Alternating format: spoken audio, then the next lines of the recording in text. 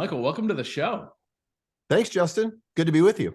Yeah, I'm excited to dive into your story, your journey, the new book that just came out. I've heard about you for years from a mutual friend, Karen Anderson, and then obviously started following you and everything that you put out into the world. And I'm just blown away by the wisdom that you bring to entrepreneurs and forward thinkers. And so it's always refreshing to see a new take on mindset in specific, because that's the new book and we're going to dive into it. But why don't we take a second and have you introduce yourself to my audience for the people who don't know? Okay. So I've spent most of my career in the book publishing field. Most recently as the chairman and the CEO of Thomas Nelson Publishers, which in 2011 we sold to HarperCollins. And I chose that moment to make my exit and start my own business.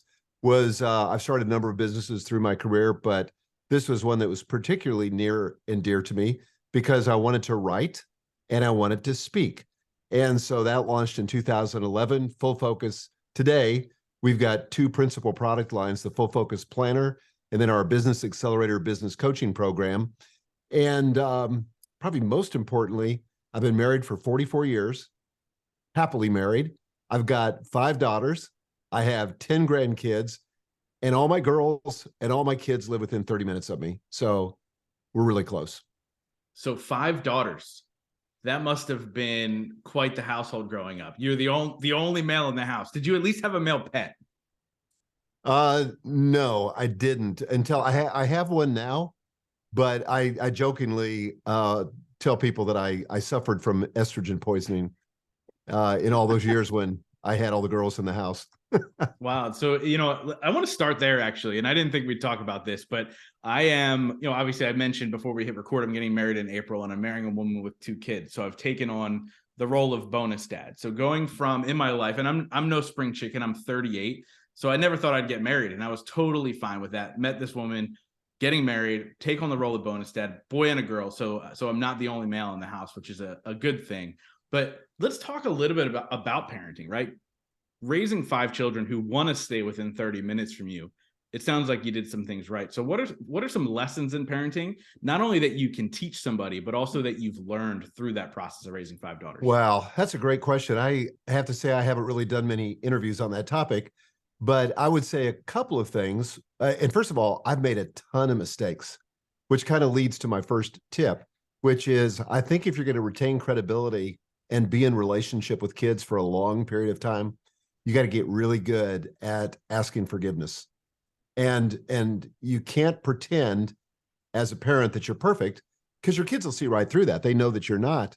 And everything you're doing, you're modeling. And this kind of goes to the most fundamental premise of leadership, and that is that self-leadership precedes team leadership.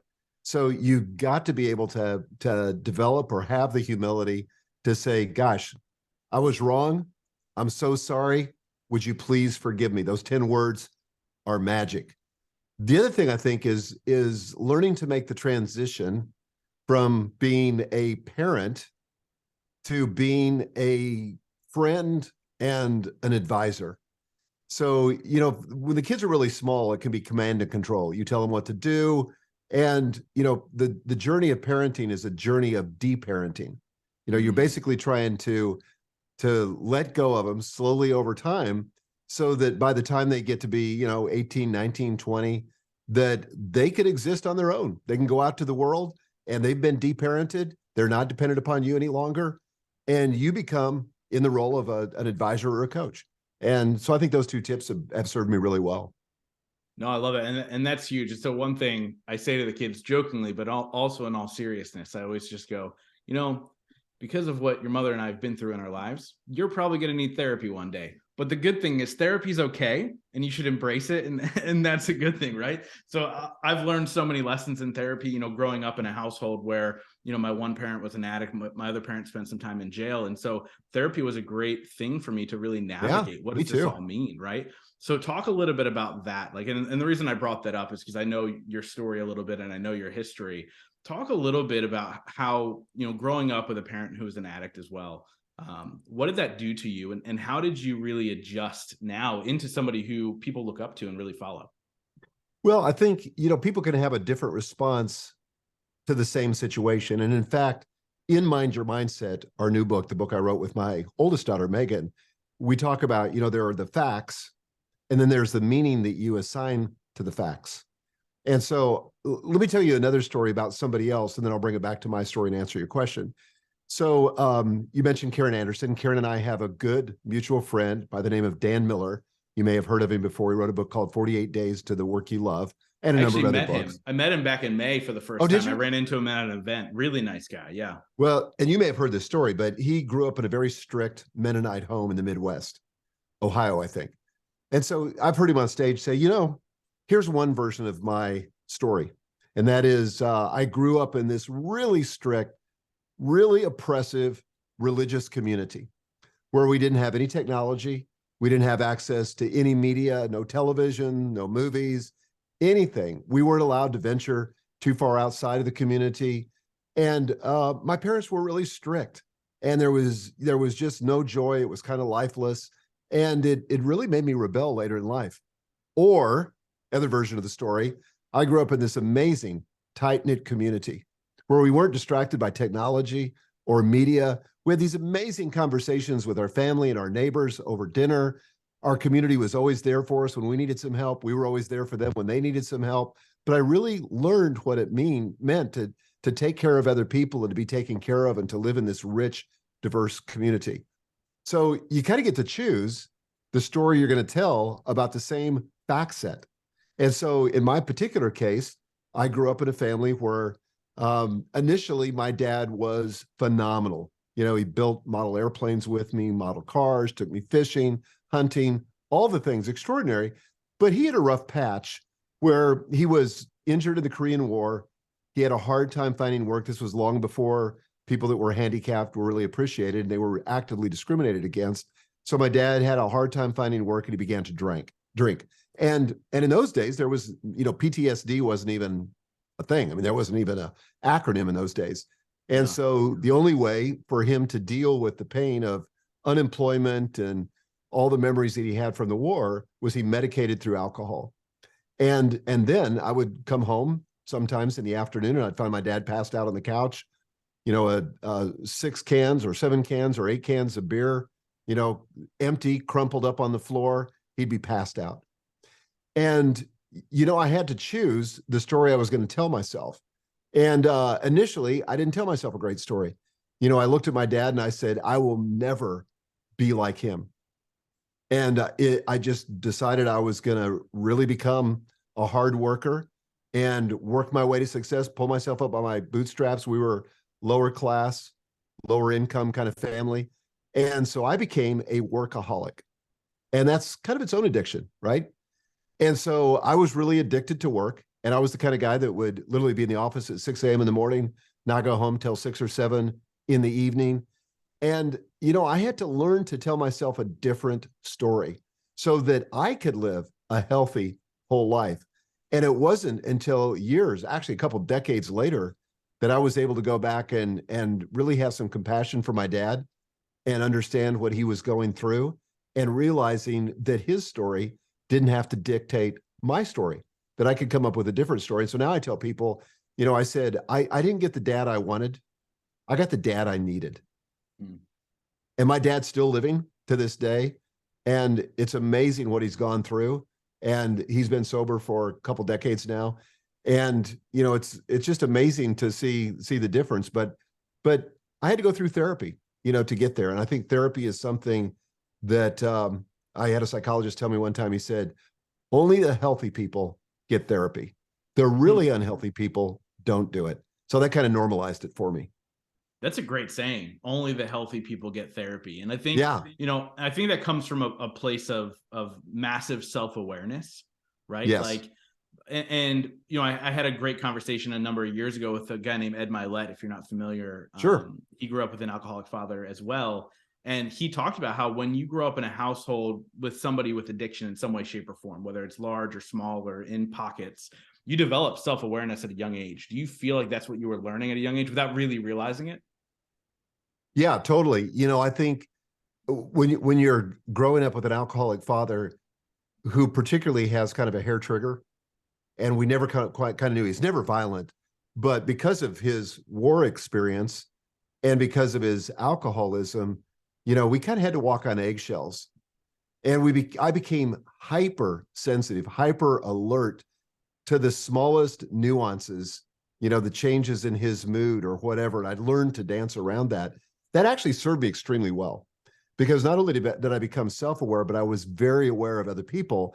And it made me a killer salesperson. So early in my career, I really became really good at sales. And that was my first, opportunity to succeed, was working in the publishing industry as a salesman and being the best salesman in my company and getting all these awards and everything.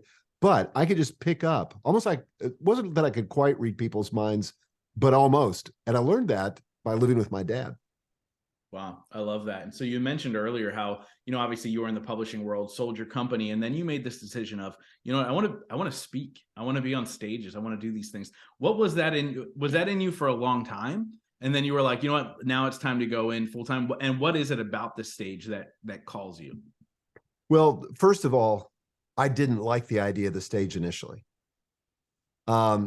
Hated it. I was actually in a summer program in Galveston, Texas. It was a church-related program. And I was serving in this church. And the pastor said to me on a Wednesday, he said, "Oh, by the way, I'm going to be out of town this weekend, and you're preaching this weekend." And and then he just turned around and walked away. He didn't ask me, "Have I ever spoken publicly? Have you ever preached?" None of that.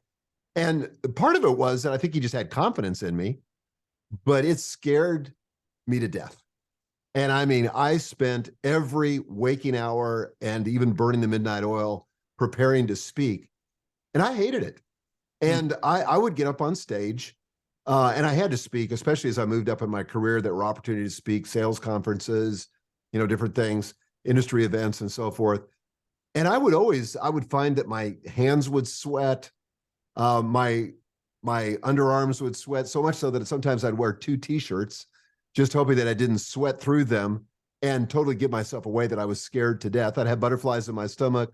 My voice would be squeaky. And I just hated it. I just wanted to throw up before I got up on stage. But then this was probably about 20 years ago. I went to a Tony Robbins conference and I heard Tony speak, and it blew me away. And I thought to myself, man, if I could have anything, if I could have 1/10 of the impact on an audience that he's had on me, that would be amazing, because I love to see transformation in people's lives. So that kind of reframed it for me. And then I kind of worked through the adrenaline thing, and I started telling myself a different story. So the story I was telling myself, and again, this is the whole idea of identifying the story, which we talk about in Mind Your Mindset. But I said, the story I was telling myself is that if I have this adrenaline, if my hands sweat, if I have butterflies, if my voice gets squeaky, then that basically means that I'm not supposed to speak. Because the way we've evolved is that our brain is constantly working to protect us. So keep us in our comfort zone, keep us out of the danger zone where there could be problems, and protect us. That's how our brain works. And so I had to reframe it. And so I started telling myself this story, which was accurate, is totally accurate. And that is, adrenaline is a gift. And this is how my body prepares itself for peak performance. So that when I step on the stage and my hands are sweating or I have butterflies, that's good. I would hate to step up on a stage and not have those, because adrenaline is like a superpower. It makes you think faster. It makes you think better. It makes you recall things from your memory that you wouldn't recall otherwise. It makes you hypersensitive to the audience because, again, your brain's working overtime scanning for danger. So that enables you in this kind of situation to connect with the audience because you're hyper observant. So it's the change of the story made all the difference. Yeah, no, I love that. And so it's funny, I speak often and I actually host my own events, and I still sweat through layers. Like if you ever see a picture of me on a stage, I'm usually wearing some sort of like jacket over over my shirt that I'm wearing, because I'm like, I have to. But I did have to do that reframe of the mindset of like, this is actually me being excited. And I prefer how you say it, which is the adrenaline and how it's going to help me. I remember moments of like right before getting on stage and having some mindset friends of mine help me kind of breathe through it and reframe. I'm good now. I don't get that bad anymore, but there's still that nervousness, right? And so it's really about reframing, which I love. So this kind of automatically shifts us to a mindset type of focus on, and that's really what your new book is all about. My first question for you on this is, what made you want to tackle mindset? Because it's become such a popular phrase, a popular topic. So many people talk about it. What was it about you going, you know what, I want to look at this a little bit differently and really become the voice of mindset in a sense? Well, back in the 2000s, early 2000s, I hired an executive coach. Her name was Eileen. In fact, I dedicate the book to her. But Eileen came to me and she said, I was all concerned about growth. I really wanted to grow my business. We were a publicly held company, and my income was directly related to, the fortunes of the business. And I wanted to deliver for our shareholders. But I kind of felt like we'd reached a plateau in our growth. We just weren't getting the results we wanted. So Eileen was a growth consultant or growth coach. And so she said to me, she said, the results that you're getting are a direct result of the actions you're taking. Okay, duh, that makes sense. And so for most people, they think if they just work faster, work smarter, apply brute force, they can change the results. And you definitely can make a bigger impression, but that's exhausting. But what stands behind the actions that you're taking? Then that's your thinking. And sort of the premise of her coaching was that if you can adjust your thinking, then you can have an outsized impact on your results. Because the only difference between you and people that are getting extraordinary results is their thinking. Elon Musk is a smart guy. Mark Cuban is a smart guy. But they're not that much smarter than the rest of us. They just have a different way of thinking. They have different stories that they're telling themselves that makes all the difference. So I'll give you an example. So back in 2009, we're in the heart of the recession. It was August of 2009. And Eileen came in to spend the day with me. So she would come in once a month. And for an entire day, and I kid, it was about 75% psychotherapy and about 25% business coaching. But she would attempt to get inside my head and help me uncover what was driving the actions I was taking and the results I was getting. So she comes in, she sits down in my office and she says, so how did July end up? And I said, not great. She said, well, like, how not great? And I said, well, we missed the top line by about 10% and we lost money. And she said, wow, well, that sucks. She said, what happened? Because when I was here last month, you were so confident that not only were you going to hit the budget, you were going to exceed it. And I said, I know. She said, well, what happened? I said, well, global recession, for starters, we're in an economy that's in turmoil. Consumer confidence is at an all-time low. Foot traffic in bookstores has basically dried up. And in addition to that, the book publishing industry is going through a huge transformation because we're going from print to digital and nobody knows where that's going to end up. And I was in Nashville, Tennessee, where I still live, and we'd seen the entire music industry crater with Napster. So we thought we might be next. And then I said, and then if that weren't enough, then third, we're in the midst of this whole marketing transformation between traditional marketing and social media. And we haven't figured out social media yet, but traditional marketing is not quite working. So that's why we missed. She paused. She said, okay. She said, but what was it about your leadership that led to these results? Wow. I did not like that question. I got defensive. I said, what do you mean? What was it about my leadership? I just got done explaining to you the problem. It's the economy. It's the publishing industry. It's marketing. That's the problem. She said, I get that. Those are real things. But what was it about your leadership that led to this result? And I defended myself again. She said, okay, you're not getting it. Let me ask it a different way. If you could go back 30 to 45 days, would you have done, knowing what you know now, would you have done anything differently? And I said, well, yeah. She said, like what? And I said, well, I would have met with the sales guys every day for a stand-up meeting just to make sure that we were on pace. And so the trajectory looked right. She said, okay, what else? Well, I would have gone on that Walmart sales call and made sure that we loaded in a whole lot more product than we ended up loading in because, I'm really good at sales and I think I could have made a difference there. She said, what else? So I gave her about like 3 to 5 things. And she said, okay, so what you're telling me is it was about your leadership. Now, here's the thing, Justin. In my view, the whole problem was outside of me. In other words, the problem was out there. It was the economy. It was the publishing industry. Those were things I couldn't do anything about. I was basically telling myself a story that certainly gave me an excuse because it made me the victim. She was telling a story or wanted me to adopt a story where I was in control. This was inside my thinking. I could think differently. I had plenty I could take control of.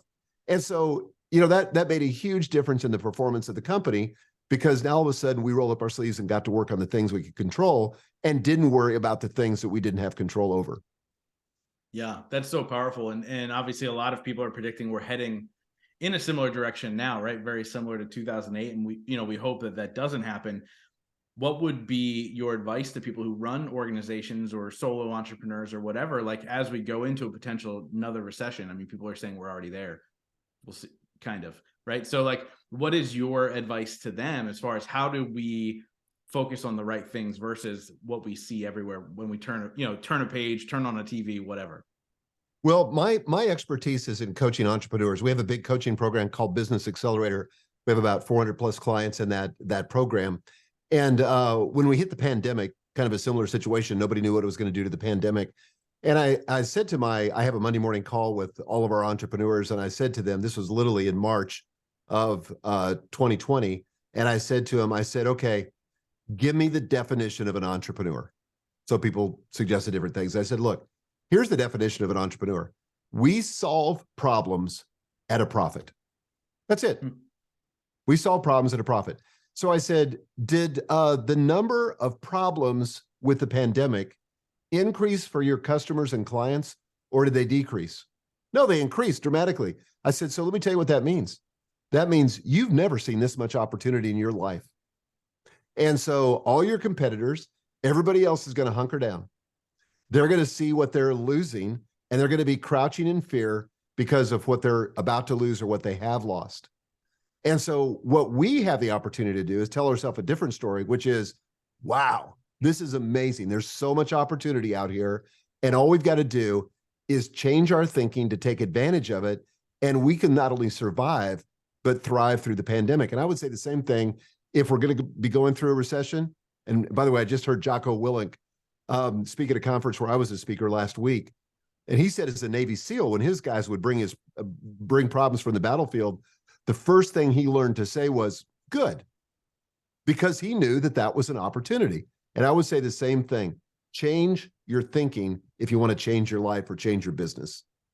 Yeah, and that's really the definition, in my opinion, of mindset, right? At the base root, right? Change your thinking, and the world changes. Now, what I like about what you're doing in the new book is you're actually bringing the science and the power behind it. Like, it's not just this woo-woo idea of you start thinking one way, get rid of the negative cobwebs and everything changes, right? You bring in the science. Talk a little bit about that and some of the research that you guys did to figure out, like, what is it really about our chemistry that changes our life when we change our mindset? Well, I think one of the things to realize, and I said this earlier, the way that our brains have evolved or were created, depending on your perspective, is that they're always on the lookout to protect us constantly. So our brains don't want us to leave the comfort zone. They always want us to be in a place that's safe, where there's no danger. The problem is that's not where the good stuff happens. Everything that's good that happens, I mean, you're about to get married. Anything that's good that happens means you got to move outside your comfort zone and embrace a little bit of danger. You don't have to be crazy, but you got to be willing to embrace something completely different for the sake of growth. Growth only happens in the discomfort zone.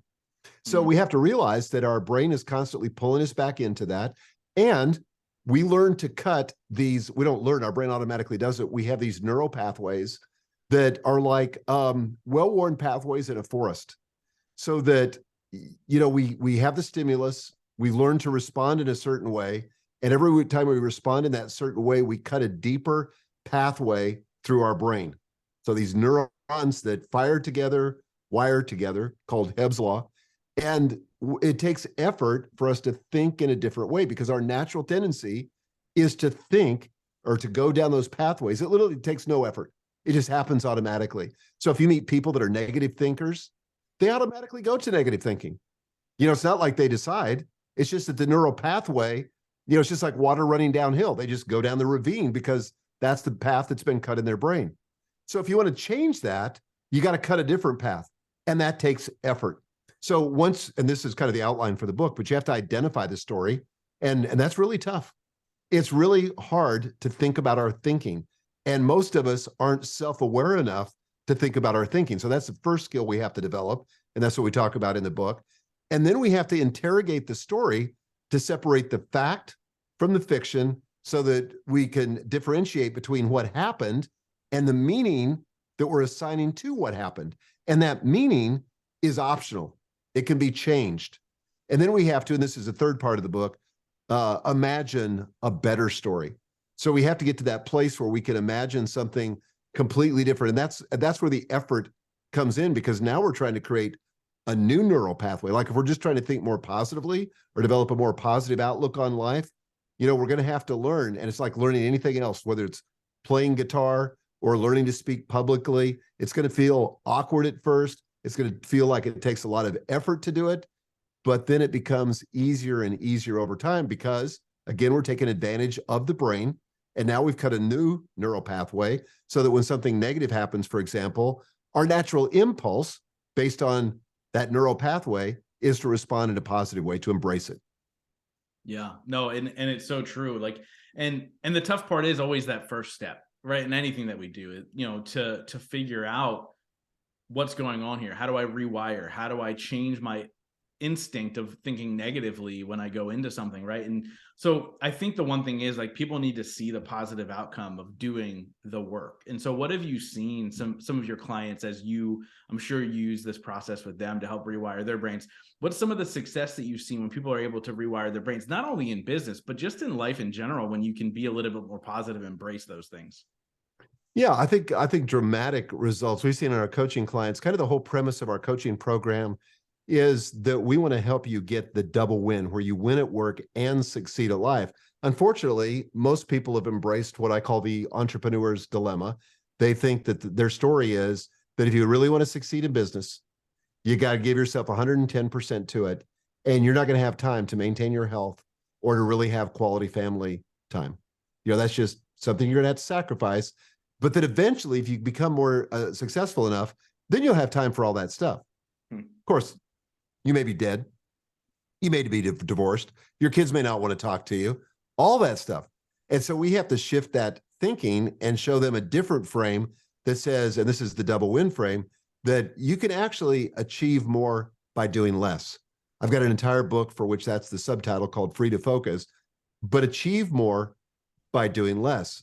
And let me give you a case in point. I was in that exact situation, coming out of the family where we had addiction and me becoming a workaholic, and I was working like crazy. And I was in the early days at Thomas Nelson, I was given responsibility for this one division. We turned this division around. It was number 14 in every financial metric. Out of 14 divisions, it was number 14. So we were the losers of the losers.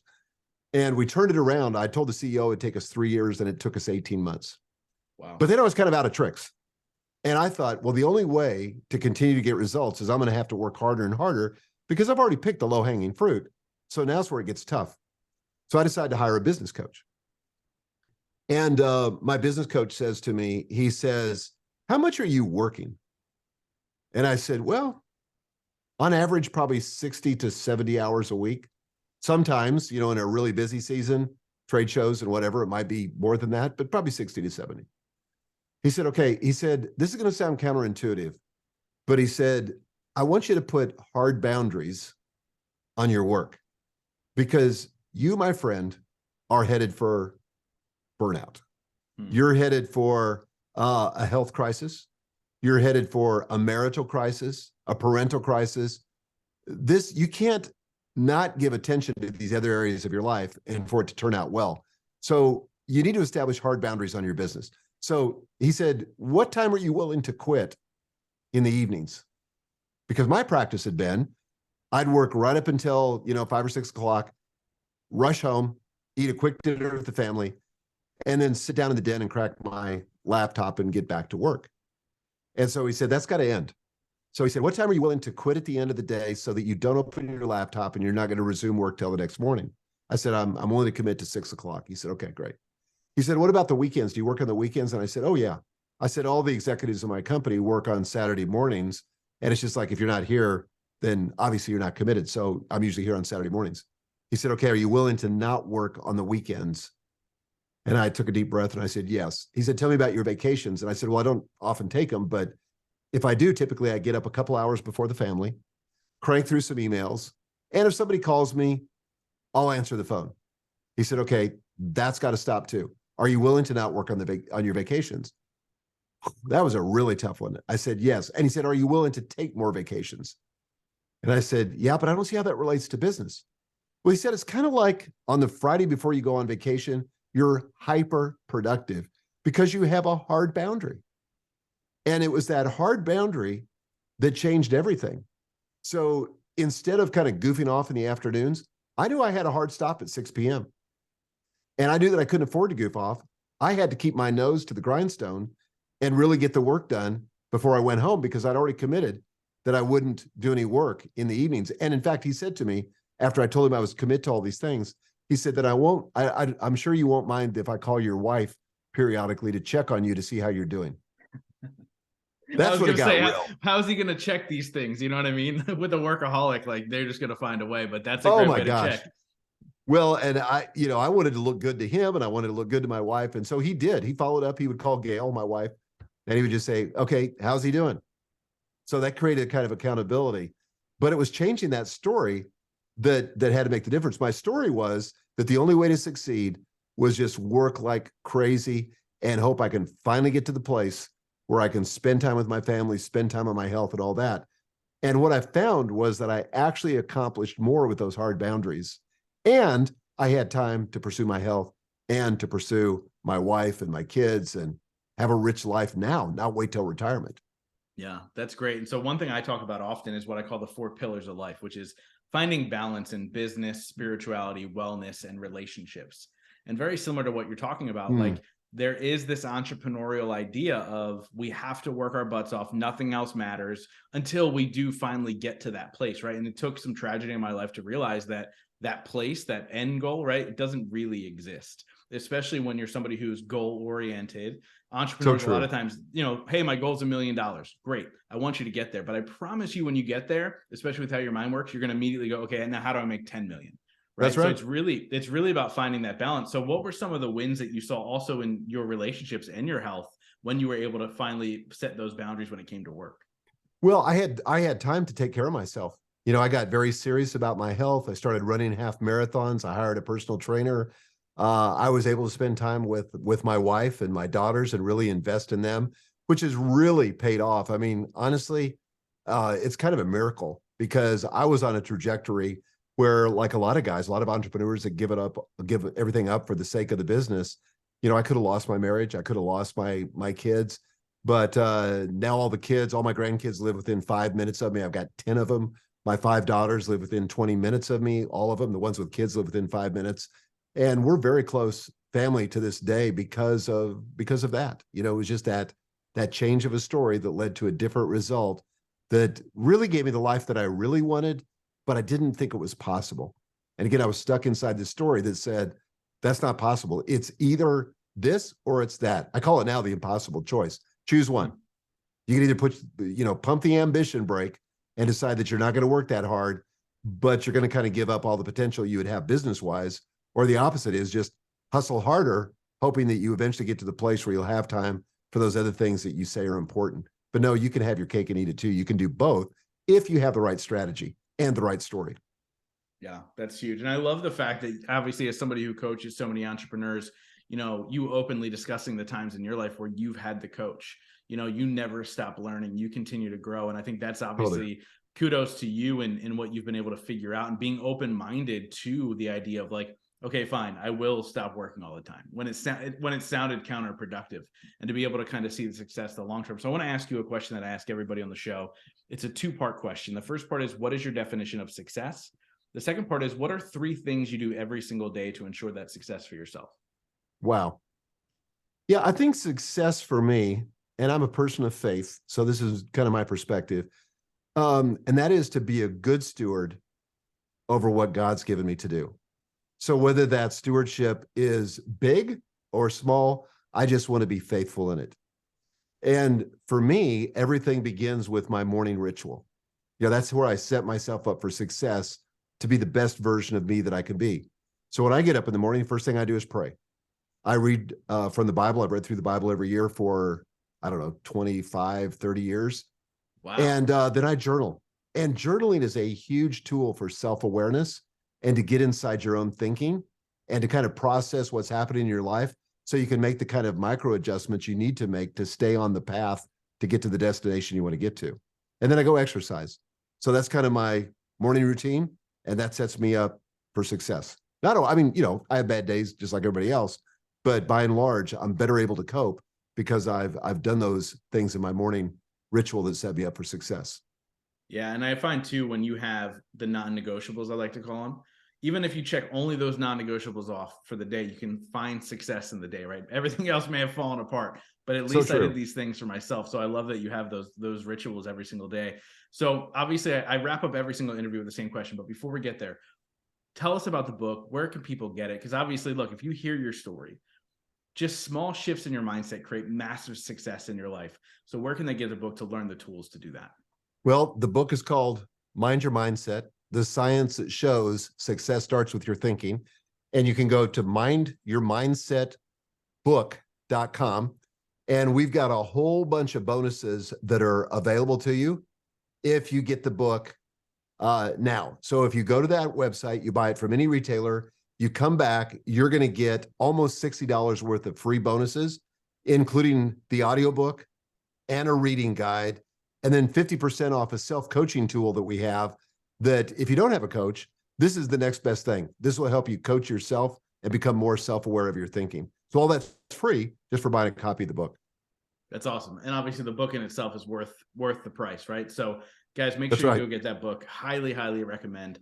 And it comes not only recommended from me, but also so many people that learn from you, including our mutual friend Karen, who speaks nothing but the world of you. So I trust in what you're putting out in the world, and I think it's going to be phenomenal. Like I said, I wrap up every single interview with the same question, and that is, in your life, what has been your biggest moment of growth?